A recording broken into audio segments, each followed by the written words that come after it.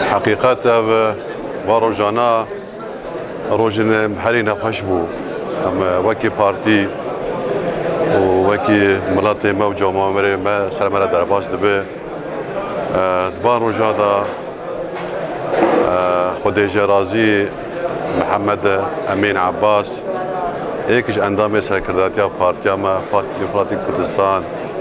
کوچا داوی کرد اگر نخوشیه که دمدریج مخابن ام چه بیجن راستی جبوی خدیجه رازی باب مزگین هرکیمه باب مزگین راستی دریجایه خبات خدا سال دیر و دریجایه چل ساله دا همیشه و لبر خدا لگور بیرو باوری خواه و مکمیا خواه بریباز خواه پیروز ریباز بارزانی نمرد خواست گو خدمت خلق و ملت و پارتیا خواه بکش بوی بگی قناخه که آزادی و سرفرازی امجا به البستا به الکفتا دلتازین موکی دزگاه شهید کردستان علاقه حریما کردستان سرخوشی المعلومات شهید محمد عباس باب مزگین دکن حقیقت نسبتی ما وک شهید اگه تهل بجارتن چونگو اگر نخوشی گیانه خوش دست دا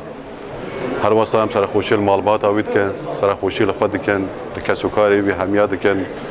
لملت خود هبایی دکن و دوباره بناوه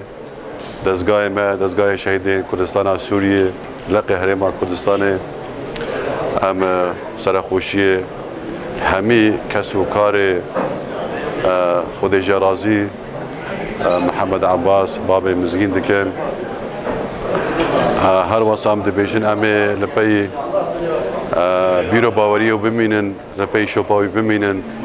حتی که ام بگین قناق آزادی و سرفرازی هر بجی تفگر ملت ما هر بجی ربازا پیروزا بارزانی سرکبتن جبوی گلی میا هر ساخت